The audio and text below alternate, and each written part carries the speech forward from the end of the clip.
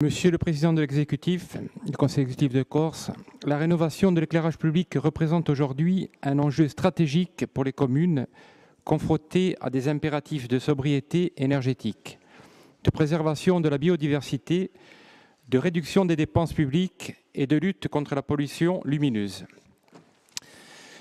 Alors que l'éclairage public constitue souvent l'un des premiers postes de consommation électrique d'une collectivité, sa modernisation offre des perspectives majeures en termes d'économie d'énergie, de baisse des émissions de CO2, mais aussi d'amélioration du cadre de vie et de protection du ciel nocturne.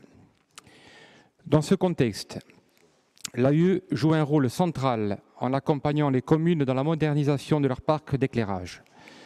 Monsieur le Président, pourriez-vous nous préciser les modalités concrètes de cet accompagnement ainsi que les résultats obtenus jusqu'à présent en termes de points lumineux rénovés et leur impact sur les économies d'énergie? Enfin, comment l'AUE prévoit-elle de poursuivre et d'amplifier cette action dans les prochaines années, notamment pour atteindre l'objectif de rénovation des 70 000 points lumineux recensés en Corse? Vi ringrazio. Ringraziabile, donc la parole all'esecutivo. Merci, Monsieur le Président, Monsieur le Conseiller. Merci pour votre question. Comme vous l'avez rappelé, l'éclairage public est au confluent d'enjeux stratégiques, tant au niveau environnemental que financier. Ce poste éclairage public pèse fortement dans le budget des communes, vous l'avez rappelé également. Il peut représenter jusqu'à 50% de la facture énergétique. Aussi, la rénovation de ces équipements participe à la baisse drastique des consommations d'énergie,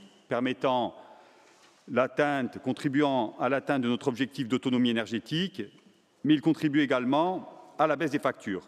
Pour toutes ces raisons, nous avons engagé dès 2016, donc il y a à peu près bientôt 10 ans, un travail important qui est aujourd'hui sur le point d'être finalisé. Ça me permet de revenir sur les principales étapes de cette opération d'ampleur qui a été portée à titre principal par l'Agence d'urbanisme et d'énergie. Donc plusieurs étapes. La première, un diagnostic préalable qui a permis d'évaluer le potentiel de rénovation des points lumineux sur l'ensemble de la Corse. Et à l'époque, on a recensé 60 000 points lumineux sur l'ensemble du territoire insulaire, avec une facture d'éclairage public, à l'époque, en 2016, à la charge des communes, d'environ 4,5 millions d'euros par an. Deuxième étape, on a lancé un appel à projets pour inciter, accompagner et soutenir les rénovations exemplaires et éviter des opérations, je dirais, alibi, dites de relamping, donc avec des exigences fortes et des critères de performance. Et la dernière étape, ça a été l'accompagnement des bénéficiaires. Alors, ils sont divers. Il s'agit des deux syndicats d'énergie, de Haute-Corse, Cismont et Poumonte, des intercommunalités ou des communes. On les a accompagnés dans le montage des dossiers afin de garantir des économies d'énergie à hauteur de 70%. Mais au-delà des économies, l'équité, bien sûr, et la transparence pour tous les bénéficiaires ont été les maîtres mots de ce programme, comme on le fait systématiquement dans le soutien au territoire.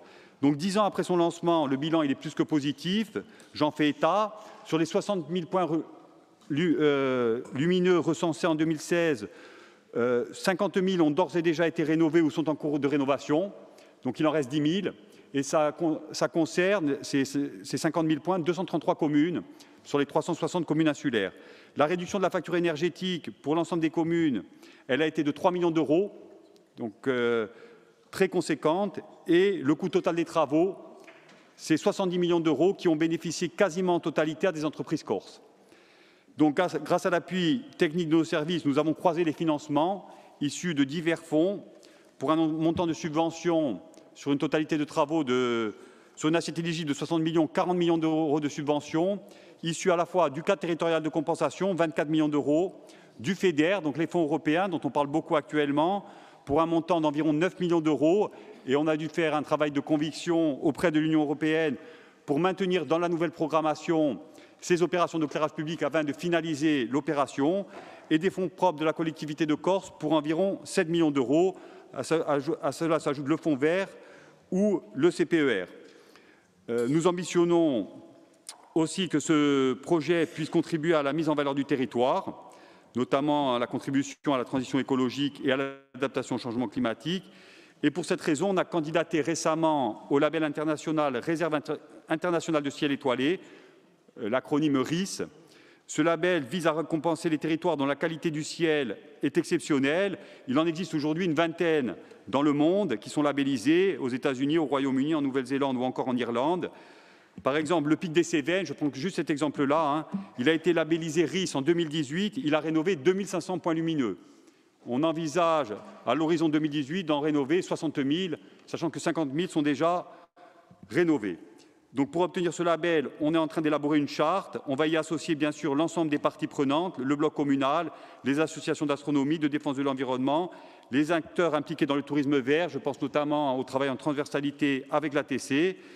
Et l'idée, c'est de proposer dès les prochains mois à l'Assemblée de Corse un projet de charte qui va détailler cette stratégie qui devrait nous conduire à la labellisation de la Corse en qualité de réserve internationale de ciel étoilé. A ringraziare.